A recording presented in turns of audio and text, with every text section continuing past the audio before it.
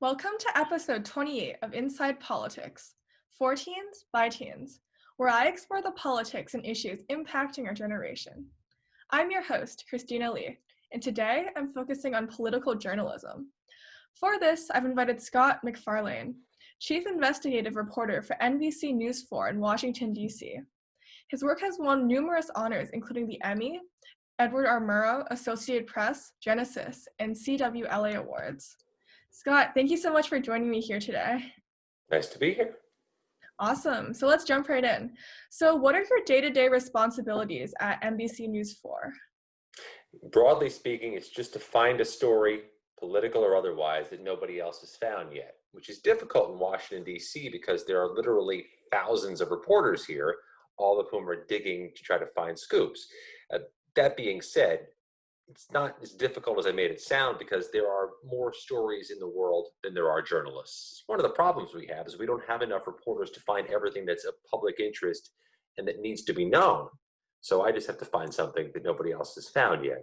Sometimes that's found in a court filing, sometimes in a congressional report, sometimes from government sources. But whatever it is, it's just got to be enterprising and unique to us.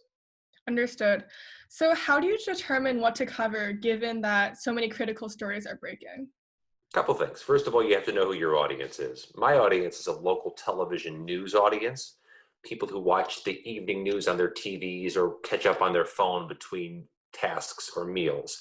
My audience tends to be people in their 40s and 50s, people with kids, majority women, and often people who've got a lot going on while they're watching the news, while they're consuming the information. So my story should affect those people. Something important to a 22-year-old, probably not going to work for me. An issue that's important to singles or people who are very wonky or into the minutiae of government and have to really focus, probably not good for me. Something impacting your kid's education, that's important to me. Something impacting the safety of your neighborhood, that's important to me, something that really relates to my audience. So the first mission is to figure out to whom you're speaking so you know that you're talking about the right topic and picking the right story. Understood. So when a story first breaks, what's the first thing you do? First thing we do is try to figure out what part of this story will go untold if we don't look into it. If a plane crashes, we certainly would dispatch a number of reporters to figure out who was on it, where did it crash, what was damaged on the ground. But an investigative reporter might want to look into a pattern of issues that predated the crash that might have been warning signs. Were there problems with the air traffic control tower? Were there problems with the jet engines? Were there problems with the pilot that could have been known before the crash or that may impact future safety? So we look at the broader picture. If there is a mass shooting at a naval base, like there was in Washington, D.C. in 2013, we'd send reporters to look into the shooting, the victims, the shooter, the impact on the community, but the investigative reporters might want to look at police staffing levels. Were they high enough? Are they high enough to prevent future attacks? Were there vulnerabilities on the physical layout of the base that made this attack more likely and that may make future attacks more likely? So we're looking at more the broader issues while other reporters look at the immediate issues. Understood. So your job sounds really exciting. So how did you land this role? It's exciting some days. Some days it's just a lot of looking at paperwork and not really getting anywhere. So the exciting days we live for because we know we've actually figured out something and are ready to report news. When you're an investigative journalist, you go through a lot of dead ends and a lot of wild goose chases, which don't feel that satisfying. But investigative journalism is really redundant. Reporting is investigative. I mean, to be a reporter, you're finding out something and confirming it and telling an audience about it. That's what investigators do. But the way most mainstream media, including local television, consider investigative reporters, it really refers to the workflow. You get more time to do your reporting. That's what they mean by investigative. You can spend more time looking into an issue, which means you probably can get a little deeper, get a little more thorough, and produce a more textured and enterprising report. So investigative reporters start out doing what they do, reporting, covering a city council meeting, covering a court case, a car crash. And then you take some of those skill sets, the research, the review, the interviews, the questioning, and find more complex issues to look at, which is those broader issues we talked about earlier, safety vulnerabilities, risk factors, things that should have been known and could have been known to prevent tragedy from happening. Understood. So your investigative work has led to the creation of laws and triggered federal prosecutions, which is absolutely incredible. So what does it mean to you to be this sort of change maker? Creating change is, I think, what journalists try to do each day, whether it's raising attention of an issue that can be easily corrected, or raising attention to an issue that is more complex to correct, but still needs to be corrected. I mean, one of the things that motivates journalists is to learn their community, learn what the things that surround them, but also learn what could be better in their community and what could be better in the things that surround them. And we got laws passed based on some of our reporting on the public school system in the Washington, D.C. area. We found there were vulnerabilities. They weren't doing good enough background checks on some of the people they hired. And we can ask, after doing our reports, that the school systems do better and do better background checks, make sure they aren't hiring predators or people with criminal pasts. But we needed to get laws changed because school districts still weren't making the corrections they had to make. So when state legislators learned of what we'd found, learned of the vulnerabilities, they decided to pass new law to require schools to do better checks. And we're all trying to make improvements. I mean, just being a citizen, being civically active, or being a journalist, you're looking for weaknesses and things that could be done better and trying to raise attention to them. Sometimes you have to go the extra mile and see laws get passed because improvement isn't always easy. Understood.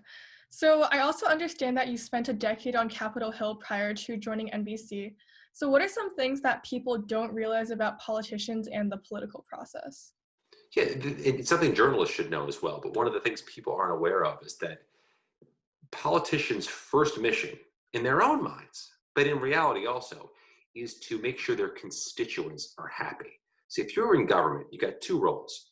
One role is to vote on legislation, be politically active, go to your legislative body and try to make laws happen or have committee hearings and do the things that we know politicians do publicly.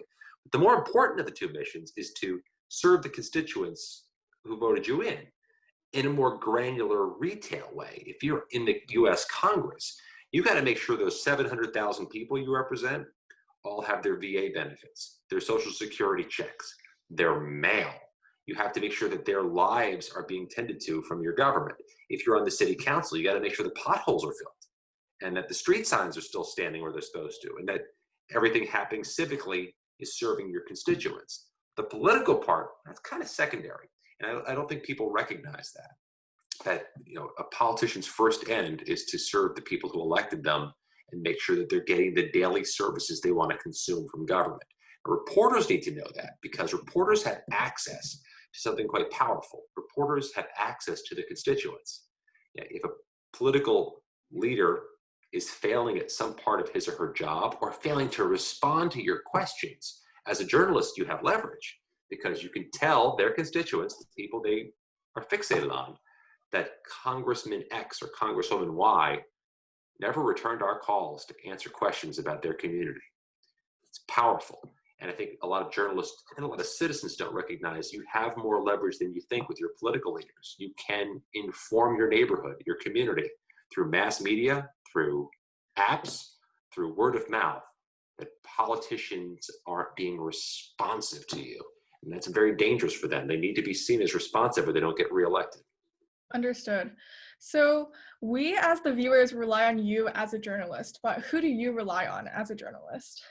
The viewers. That's where our stories come from. Our story ideas come from our community. I mean, when people ask me, how do you find story ideas? How many people can you talk to in a day? When we used to be able to go out to the pool or to the grocery store and talk to other people and hang out with them, what's going on in your life? What problems are you seeing? And if you're not just asking citizens, ask organizations that represent citizens, their homeowners associations, their neighborhood associations, their PTAs, their boards of education, their unions, organizations that tend to hear about problems in the neighborhood or problems inside their organization. Talk to them. What's wrong? What can we fix? What needs to be better? What vulnerabilities or weaknesses exist that should not exist? Those are good places to find stories. So that's who I lean on, is the same people who lean on me. Awesome. All right, thank you so much, Scott, for joining me today. I really appreciate your insights. Stay safe, stay healthy, and I'll see everybody next time on Inside Politics. Hi everyone, this is Christina. Thank you so much for watching Inside Politics, and please feel free to check out the rest of the interviews on my channel. See you next time!